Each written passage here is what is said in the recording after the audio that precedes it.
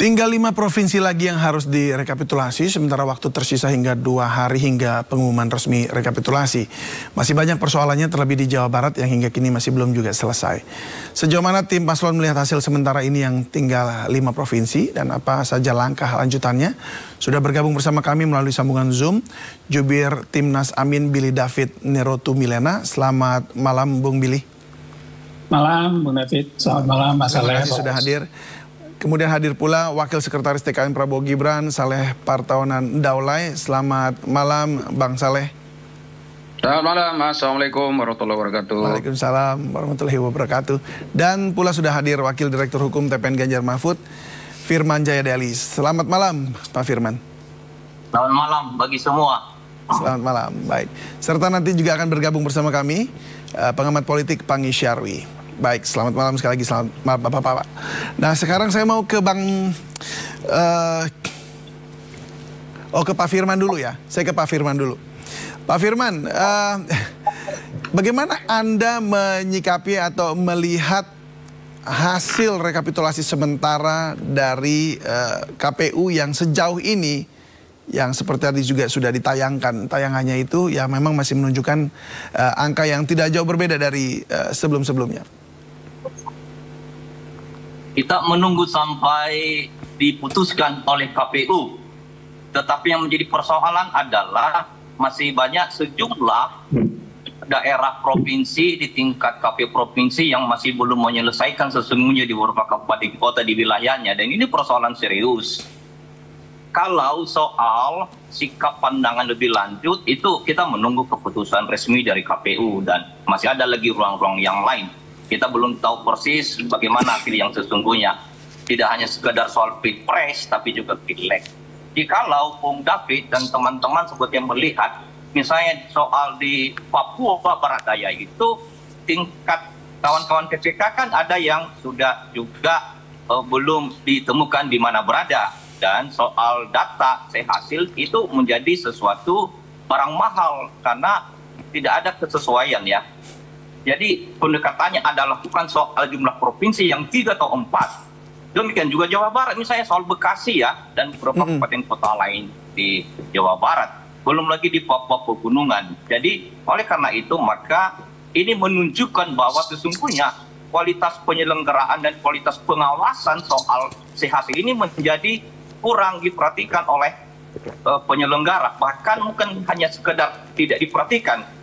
Contoh misalnya juga di Kalsel. Di Kalsel itu sebenarnya ada suara tidak sah tapi disahkan. Dan ini jumlahnya sangat signifikan, ratusan ribu. Dan itu menjadi bahan yang harus didialogkan, dimusyawarahkan. Karena satu suara itu penting, one person, one vote, one value. Apakah sudah ada perbaikan untuk yang di Kalsel, Pak?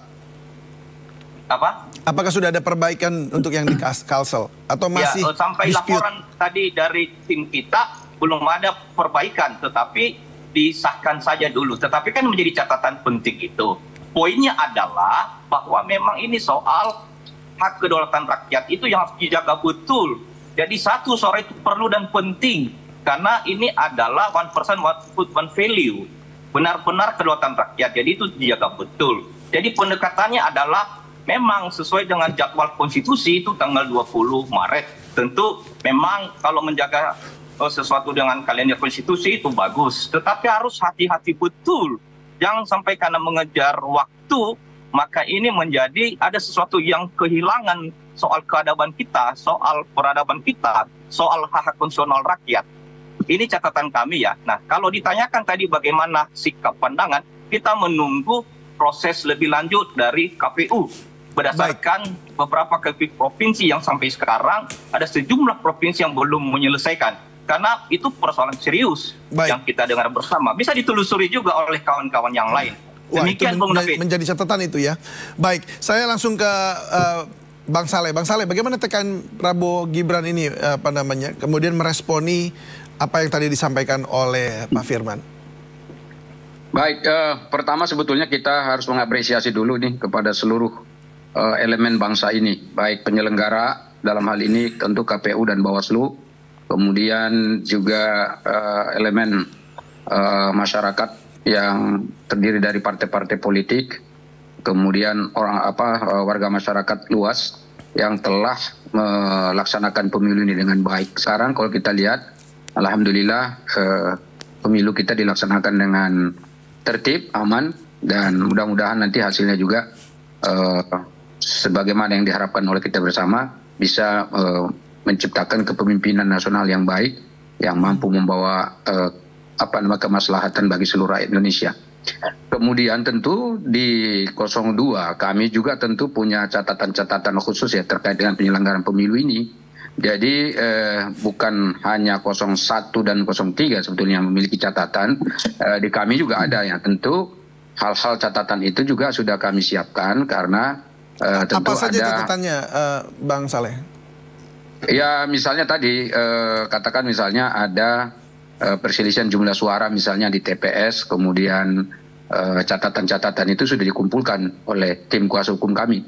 Dan kami tentu juga menyiapkan tim kuasa hukum yang saya kira tidak kalah dari apa yang disiapkan oleh kawan-kawan 0103. Dan karena itu tentu itu adalah bagian dari proses dan tahapan pemilu yang harus kita lalui secara bersama-sama. Dan kami juga merasa bahwa pemilu ini belum selesai secara sempurna manakala belum ditetapkan secara sah oleh KPU dan juga belum diadakan upaya penyelesaian sengketa pemilu melalui jalur Mahkamah Konstitusi. Nah, jadi karena itulah TKN akan berikut maju juga ke MK nanti untuk sengketa pemilu ini jika memang tadi sudah menemukan berbagai catatan atau potensi ada kecurangan. dua kan sebetulnya dalam pemilu kita ini kan sebetulnya yang agak unik itu dalam pemilu kita ini adalah pada satu jalur yaitu jalur Pilpres kita ini berkoalisi lintas partai. Jadi seperti kami di koalisi 02 itu ada Gerindra, ada Golkar, ada PAN, ada Demokrat misalnya dan juga partai-partai pendukung lain. Nah khusus untuk Pilpres kami semua tentu sudah menyiapkan pakar-pakar hukum yang akan siap mengawal bagaimana nanti perselisihan pemilu yang akan dilaksanakan di Mahkamah Konstitusi. Tetapi perlu juga dicatat bahwa pemilu ini juga sekaligus ada kompetisi lintas partai politik yang bahkan sesama koalisi pun berkontestasi gitu. Katakan seperti kami, tentu kami juga berkontestasi dengan Gerindra, dengan Demokrat dan juga dengan Partai Golkar dan juga partai-partai lainnya. Nah, ini kontestasinya itu sejajar, ya katakanlah dengan PKS, PKB, Nasdem dan P3 yang ada di dan juga PDI Perjuangan ya yang ada di koalisi lain. Nah, karena itu tentu masing-masing kami ini akan menyiapkan jalur-jalur ini. Ya, kalau jalur Pilpres tadi sudah saya katakan sudah ada timnya.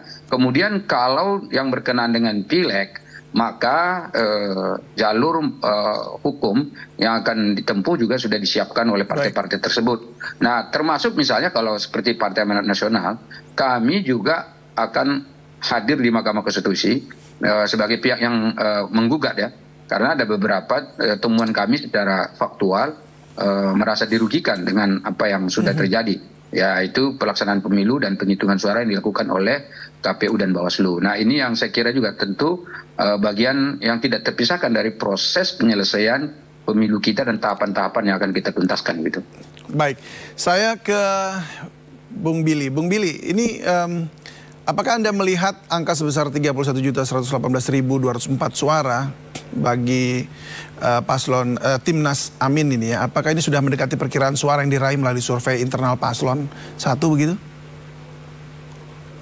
Baik, sebelum masuk ke situ, tentu hasil yang kita dengar sampai dengan hari ini penghitungan rekapitulasi 35 provinsi tentu tidak ada hasil yang mengejutkan ya. Semua sudah sesuai prediksi dan juga sesuai dengan yang akhir-akhir ini masyarakat kita semua diskusikan tentang hasilnya. Tentang target, tentu target kita tidak sekecil itu karena kita menargetkan lebih dari 50 juta ketika pemilihan Pilpres, target suara yang kita ingin dapatkan. Dan tentu langkah-langkah yang akan ditempuh selain menunggu hasil resmi dari penetapan KPU, tentu kita perlu ingat yang pertama adalah manajemen kepemiluan ini menjadi evaluasi yang sangat krusial menurut kami. Dan itu juga yang menjadi suara ketika disuarakan oleh DPR memanggil KPU untuk mengevaluasi atau meminta keterangan tentang kontroversi Sirekap. Dan seperti kita tahu, pertemuannya ditunda sampai dengan 25 Maret, sedangkan 25 Maret sendiri adalah sesuai kalender adalah setelah masa penetapan tanggal 20 Maret.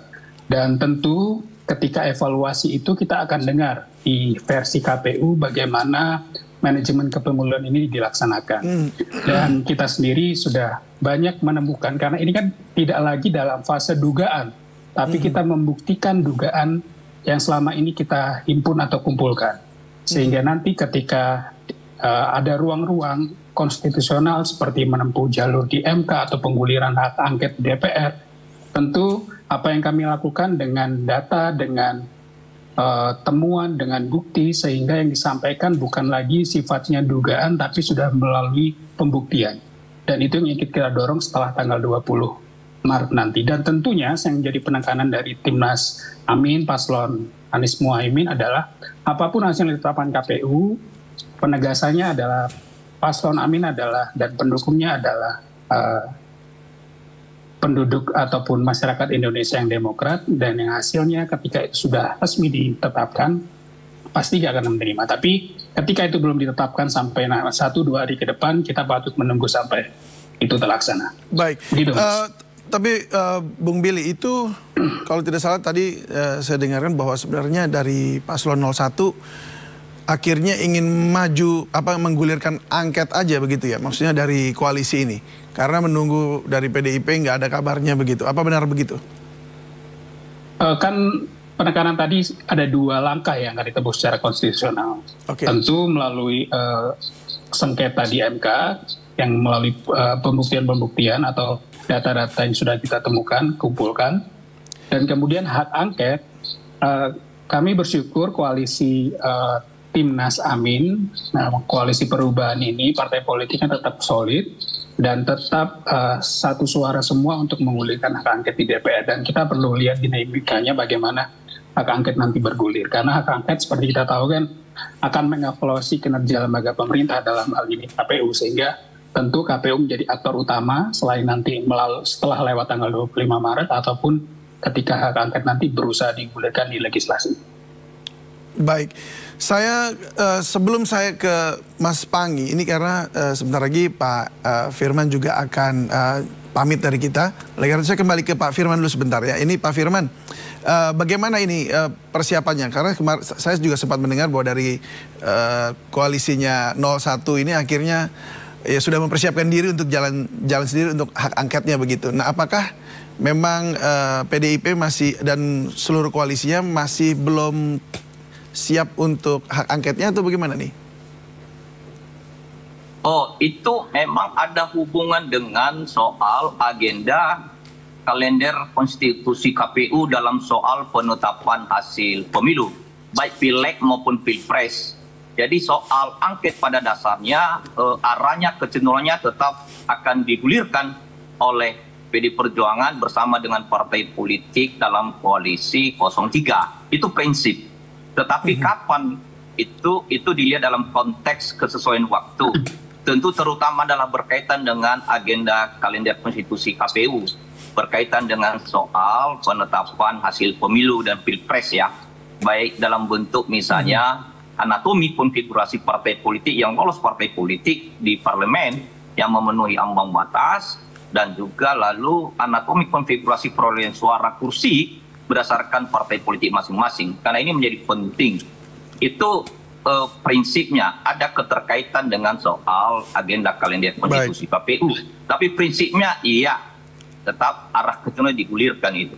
Ya. Baik, tapi begini, bagi kubu paslon nomor 3 ini, masihkah menganggap rekapitulasi KPU dengan angka raihan ya 23.461.000 ini merupakan suara yang sah?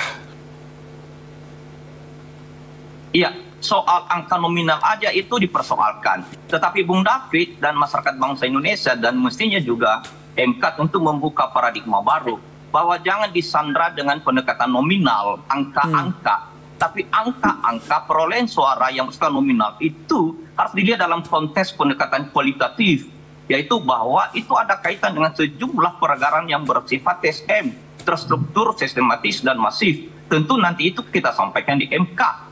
Dan tentu walaupun tidak berhubungan langsung dengan juga soal pemilu, tetapi angket menjadi relevan dalam konteks mendekati, membongkar, mengungkapkan sejumlah hal-hal yang mungkin terindikasi kuat ada institusi-institusi yang melakukan pelanggaran terhadap undang-undang.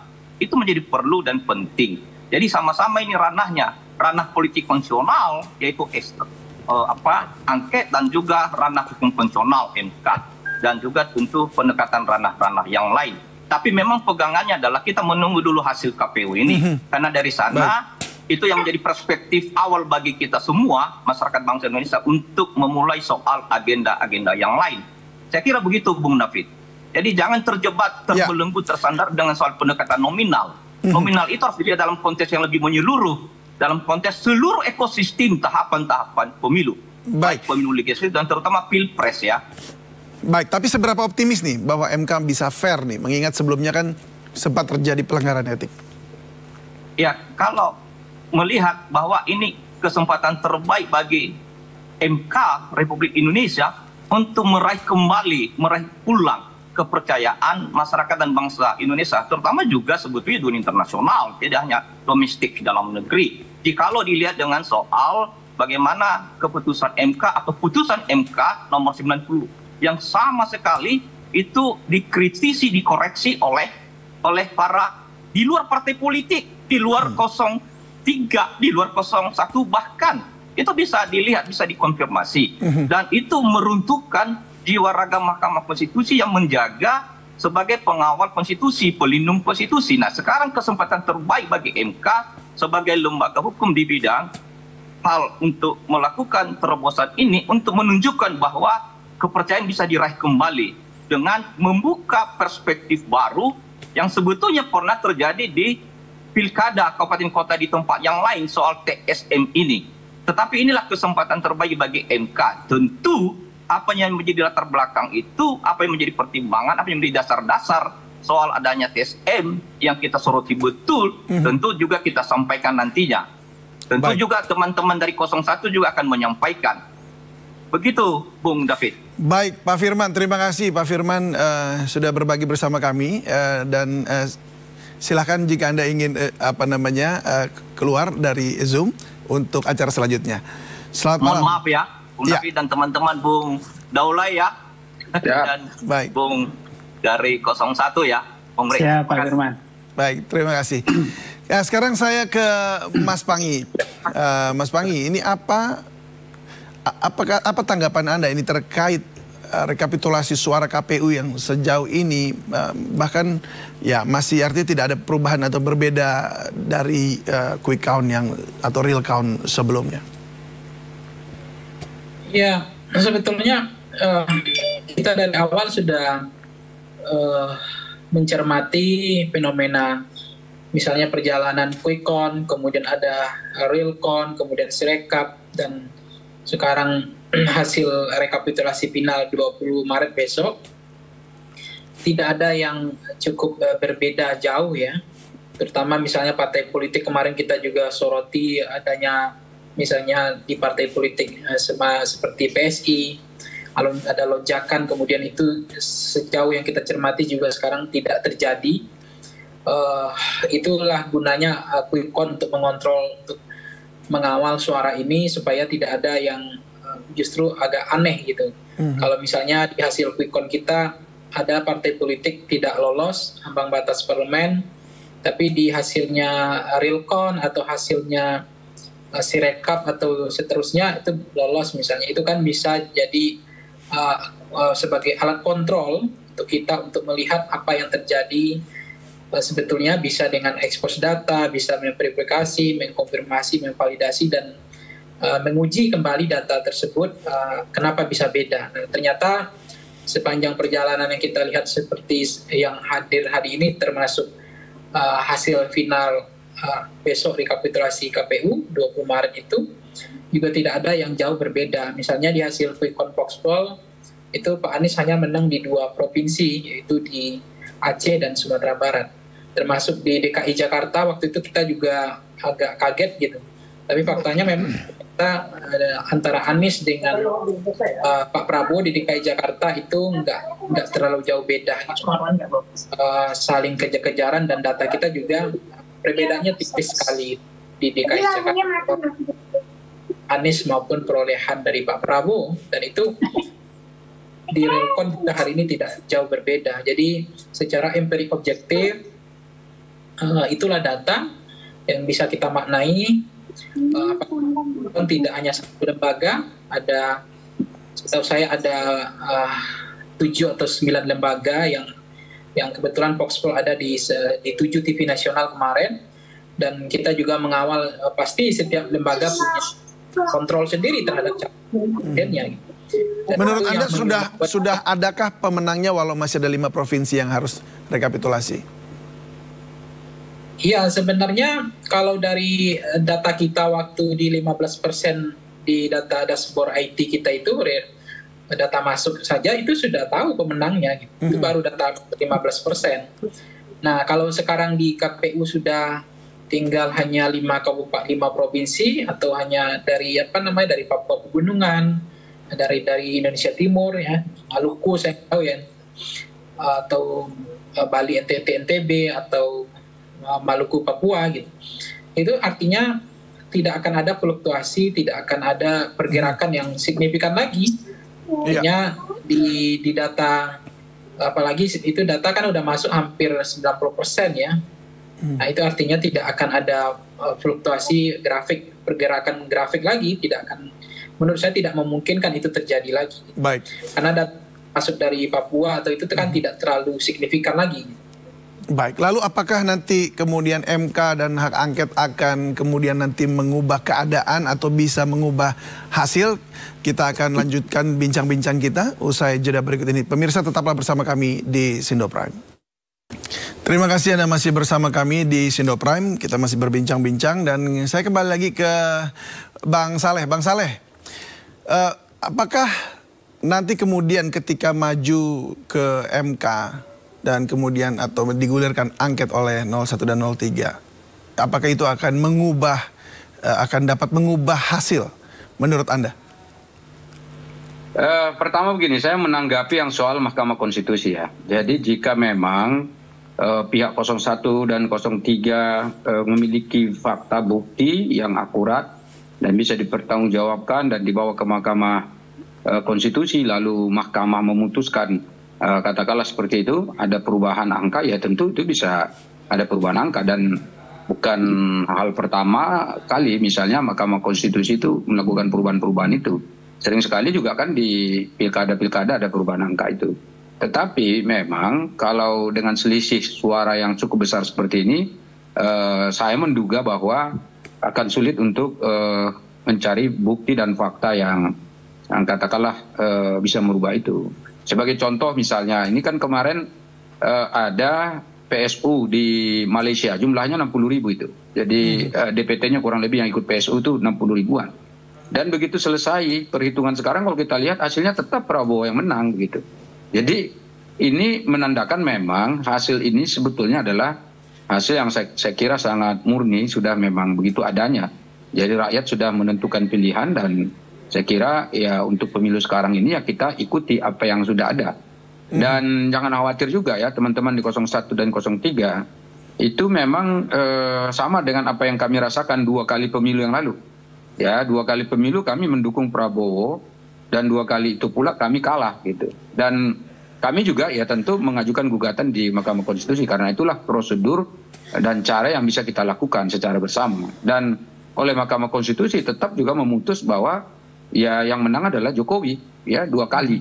Dan kami menerima, bahkan periode pertama kekalahan itu kita murni katakanlah berada di luar pemerintahan. Kemudian yang periode kedua ini juga begitu, kita kalah, kita berada di luar pemerintahan, tapi belakangan kita diajak untuk membantu, akhirnya gabung. Dan saya kira ini adalah dinamika politik saja, biasa saja gitu. Jadi bukan berarti kalau misalnya ada menggugat di Mahkamah Konstitusi, kemudian lalu antara pasangan calon presiden dan wakil presiden ini tidak berteman, tidak bertemu. atau antara partai politik koalisi pendukung misalnya akan bertabrakan, tidak. Justru kebersamaan kita sebagai anak bangsa ini harus tetap terjalin dengan baik gitu, karena orientasi kita bukan hanya kekuasaan semata-mata, tetapi juga bagaimana agar kekuasaan yang diperoleh melalui pemilu ini itu bisa berdampak positif bagi kesejahteraan rakyat Indonesia. Jadi arahnya harus ke sana gitu. Jadi bukan menang-menangan sebetulnya. Kalau targetnya menang-menangan itu nanti bisa jadi ya itu tadi yang pokoknya kami harus begini, pokoknya harus begini. Nah, itu yang sekira akan membawa eskalasi politik yang tidak baik. Jadi karena itu kita sebagai tokoh-tokoh politik, apalagi capres-cawapres kita ini kan sebetulnya orang-orang yang sangat disegani di Indonesia, yang sudah dikenal. Mereka juga adalah tokoh-tokoh demokrasi yang saya kira semuanya sudah paham sebetulnya langkah-langkah yang harus kita lakukan ini. Dan perlu juga dicatat, Mas David, bahwa sudah banyak kepala-kepala negara yang memberikan pengakuan dan ucapan selamat kepada Pak Prabowo, meskipun hasil yang disampaikan adalah quick count itu. Dan terakhir juga dari Presiden Biden, Joe Biden, Presiden Amerika Serikat juga sudah menyampaikan katakanlah ucapan selamat seperti itu. Nah, ini adalah indikasi-indikasi yang bukan hanya dari dalam negeri, tetapi juga dari luar negeri sudah mengakui bahwa memang pemilu kita sudah insya Allah akan segera berakhir dan sudah ada pemenang yang insya Allah akan membawa nakhoda baru bagi bangsa dan negara Indonesia ke depan. Baik, saya ke Bung Billy. Bung Billy, apa tanggapan Anda? Anda setuju nggak bahwa memang ini nggak akan ada perubahan sama sekali? Ya, kembali kita harus menunggu sampai besok pengumuman. Dan tentu juga penekanannya adalah bagaimana pemilu dan manajemen pemilu ini dilihat secara holistik dari masa pra-pemilu, pemilu, ataupun sekarang di pasca pemilu. Dan apa yang kami kumpulkan, bukti-bukti, data-data yang kami kumpulkan kan juga berkaitan dengan fase-fase itu. Dan kita perlu melihat itu secara utuh. Tentu juga yang menjadi perhatian adalah bagaimana apakah KPU ini sudah bekerja sesuai relnya, bekerja sesuai ketentuan, itu kan perlu evaluasi. Perlu bagaimana itu dinilai secara konstitusional melalui proses legislasi ataupun proses yang lain. Sehingga ketika kita ingin memberikan pembelajaran politik kepada masyarakat luas, kita bisa memberikan bahwa pemilu ini bukan hanya hitungan angka, bukan hanya kalkulasi angka, tapi adalah tentang kualitas juga yang mungkin sering banyak orang lupakan. Dan tadi kan Pak Saleh juga sempat katakan tentang penilaian internasional, kita juga harus ingat bahwa ada penilaian yang lain, misalkan di organisasi internasional yang kemarin kita dengar di Komite HAM PBB menyuarakan bahwa bagaimana pemilu ini ada seakan-akan pemerintah ikut cawe-cawe atau ikut andil dalam pelaksanaan ini. Dan yang memberikan penilaian-penilaian itu juga orang yang memiliki kredibilitas yang panjang. Dan ketika fakta yang baik dianggap, tentulah adil ketika fakta-fakta atau kritik yang keras dari masyarakat internasional ini juga tetap kita perhatikan. Dan itu nggak hanya dalam konteks internasional ya, dalam konteks kita domestik di dalam negeri pun sampai hari ini pun kan suara-suara tentang itu masih terus bergulir, suara-suara dari kampus masih terus ada, suara-suara yang sampai hari ini teman-teman turun ke DPR, ke KPU juga masih ada.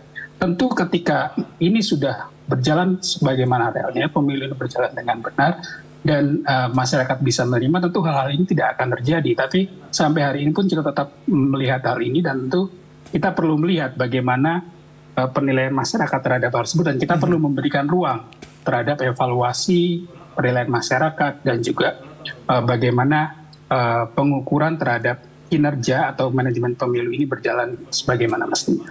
Baik, apakah edukasi itu jadi target akhir atau target dari maksudnya dari MK dan juga menggulirkan angket itu, ataukah itu kemudian ingin sesuatu yang lain targetnya, misalnya pemilu ulang atau seperti apa? Target yang realistis yang akan dikejar dengan mengajukan angket dan juga maju ke MK?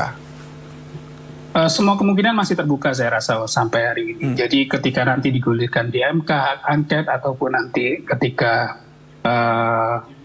di DPR ataupun nanti ketika di MK dilakukan penyelesaian sengketa pemilu, saya rasa semua kemungkinan masih bisa terjadi. Dan tadi di pihak 03 juga sempat menegaskan bahwa ketika MK ingin kembali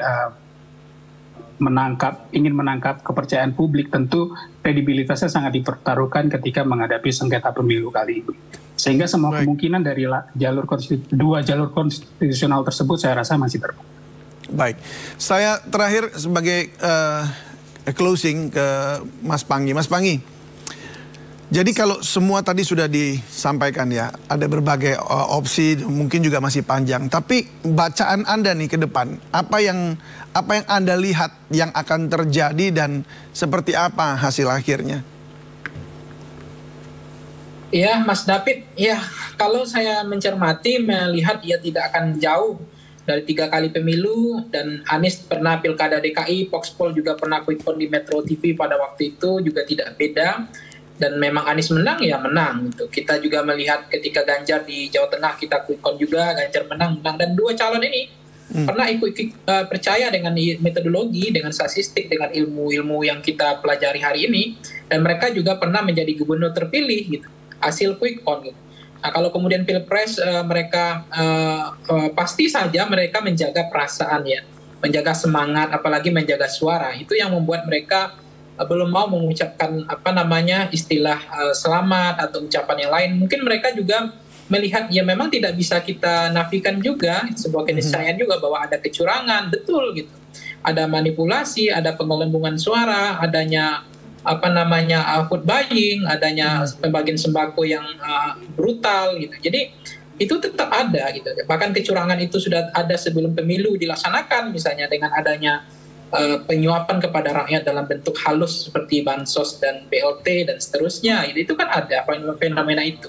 Termasuk pelanggaran konstitusi yang di luar aturan calon presiden yang diselesaikan oleh MK dengan merubah undang-undang sendiri kan. Itu kan ada. Tetapi kalau kita sebagai lembaga quick count kan tidak memotret itu, tidak memotret kecurangan, kita tidak memotret soal penggelembungan suara, soal adanya rekapitulasi yang berjenjang bertingkat yang banyaknya markup suara atau suara hilang, suara yang pergi, dan adanya penggelembungan dan seterusnya. Kita tidak memotret itu. Tetapi menurut saya memang apakah itu bisa berubah hasil? Itu kan juga tantangannya berat, apalagi suaranya Pak Anies kan 31 juta misalnya, suaranya Pak Prabowo 76 juta. Itu memang suara memang yang dibilang tadi benar juga bahwa kita tidak hanya soal kuantitatif, tidak hanya soal suara juta-jutaan, tapi bagaimana kualitas soal moral kebangsaan yang dikumandangkan oleh aktivis, oleh pengamat, oleh kampus, gitu. Misalnya adanya moral hazard penyelenggara, soal kemudian netralitas, adanya intimidasi, kemudian pemilu yang diskriminatif, itu tetap harus menjadi perhatian bagi kita gitu. Jadi nggak boleh juga itu seperti anjing menggonggong kafilah berlalu saja, atau ini menjadi ketagihan untuk melakukan pelanggaran, atau seakan tidak ada sanksi, tidak ada efek jera, atau ini dianggap angin lalu yang lewat begitu saja, dan setelah ini tidak ada pembelajaran. Nah, itu yang menjadi penting sebetulnya. Semangat itu saya setuju, semangat untuk menerapkan nilai-nilai bahwa pelanggaran tetaplah pelanggaran, ya pidana tetap pidana, kemudian ada kecurangan tetap harus diusut, dan itu adalah pembelajaran yang sangat penting untuk Republik ke depan supaya orang nggak serampangan, nggak berani, bahkan ada di PPK yang menggelembungkan suara, tapi mereka tidak terbebani, mereka santai saja, nggak ada beban gitu. Jadi menurut saya hal-hal nilai-nilai yang pelanggaran atau apa itu memang tidak akan bisa mengubah hasil. Saya juga yakin nggak akan mengubah hasil, termasuk nomor urut, posisi nomor pemenang juga tidak akan berubah. Tapi yakinlah bahwa itu akan menjadi pembelajaran, efek jera untuk menjaga kualitas demokrasi, bahwa pemilu ini harus ada kualitasnya. Itu yang penting sih menurut saya. Dan apa yang ada hari ini, ya itulah hasil empirik objektif, bahwa data itu tentu kita nggak bisa baper dengan data, tentu ada yang senang, ada yang bahagia, ada yang marah, ada yang kemudian sampai sekarang tidak bisa menerima fakta-fakta kemenangan itu, ya itu wajar menurut saya. Tapi kemudian ada rakyat yang curiga, ada rakyat yang protes, ada rakyat yang menginginkan kembali mengembandangkan pesan-pesan moral soal pelanggaran dan seterusnya, juga nggak salah sih sebenarnya. Bahwa itu jangan dianggap remeh juga, jangan dianggap itu angin lalu dan begitu saja, nggak boleh gitu. Itu tetap harus ditegakkan gitu. Tegakkan hukum ya, meskipun besok langit runtuh, bagaimana kita ingin tetap nilai-nilai, variabel-variabel nilai itu tetap menjadi untuk uji indeks dan kualitas demokrasi kita. Jadi itu simpelnya adalah tegakkanlah hukum itu, aturan ya, termasuk yang melanggar-melanggar ini harus diberi yang tegas supaya di pemilu yang datang, di pemilu 2029 ada efek jera, orang tidak serampangan, orang tidak ada beban, dan masih bisa ketawa-ketawa gitu melakukan pelanggaran, bahkan membanggakan sampai viral videonya, kemudian mereka dengan percaya diri melakukan kecurangan, itu kan menurut saya brengsek sekali gitu. Ya, itu yang nggak boleh. Itu yang merusak demokrasi kita. Baik, terima kasih Mas Panggi sudah berbagi bersama kami. Terima kasih juga Bang Billy dan juga Bang Saleh. Terima kasih sudah berbagi di Sindo Prime, dan semoga semua boleh menjalankan tugasnya masing-masing, dan apa yang dicita-citakan juga boleh tercapai dengan maju ke MK, kemudian menggulirkan angket, dan tapi tetaplah harus menerima hasilnya pada akhirnya nanti. Siapapun kita juga harus dukung sama-sama. Terima kasih dan salam sehat selalu. Selamat malam. Terima kasih. Ya, pemirsa, tetaplah bersama kami di Sindo Prime. Kami masih punya sejumlah informasi menarik lainnya. Usai jeda berikut kami kembali.